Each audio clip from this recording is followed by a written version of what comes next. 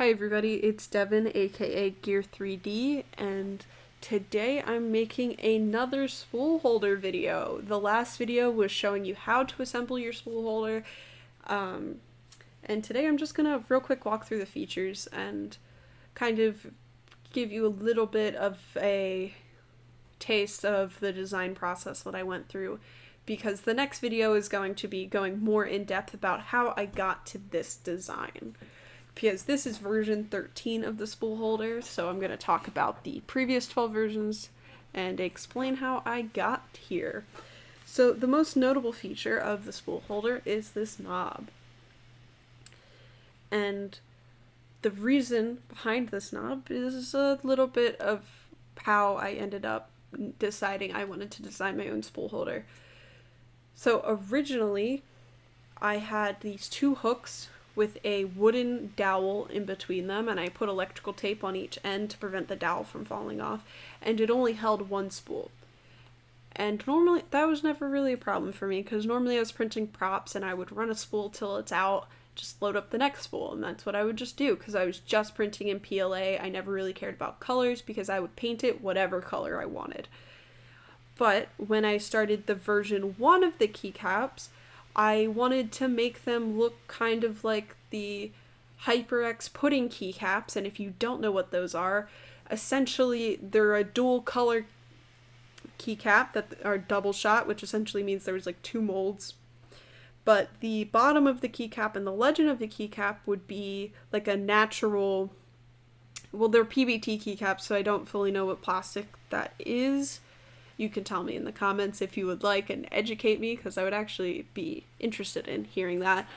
But the bottom and the legend of the keycap were printed in a material that would diffuse light, where the top of the keycap was printed in a opaque plastic, so that light didn't shine through.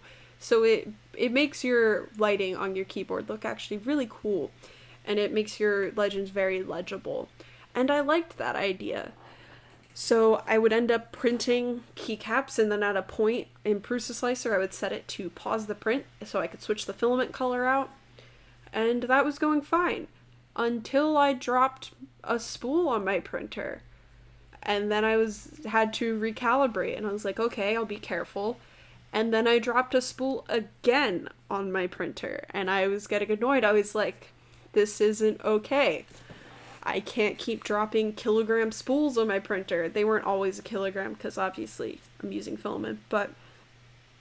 So my next solution was to move the hooks that I originally had farther apart.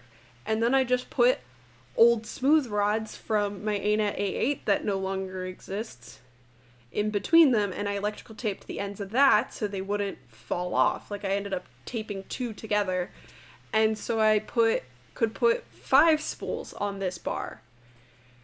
But I wasn't really satisfied with this either. Like, I was satisfied with the original hook design for a couple years, and I was quickly becoming dissatisfied with the longer bar, because now if I wanted to put a new spool on the spool holder, I would have to worry about juggling at most 5 kilograms of weight on this bar, and it's really unruly. And you would definitely have to use 2 hands. With the smaller bar, you could kind of use 1 hand, but ideally you would use 2, because using 1 is how I drop spools on my printer. And I didn't like this solution. I wanted to be able to have 4 spools in my printer cabinet and be able to access them individually.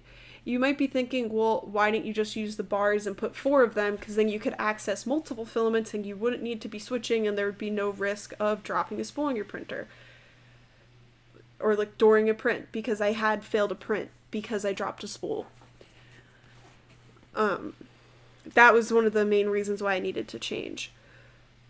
I'm not satisfied. I wasn't satisfied with that idea.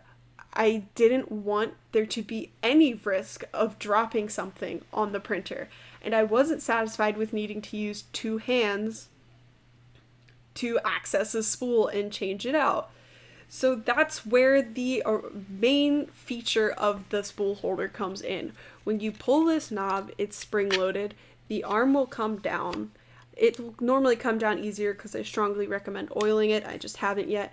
And it will lock into a 90-degree position. And what that does is I have like this is version 11, so you will be seeing this in the next video. But if you have a spool holder, I will orient this so you guys can see better. If you have a spool, I have to switch hands. If you have a spool holder next to your original thing, if it was in the up position,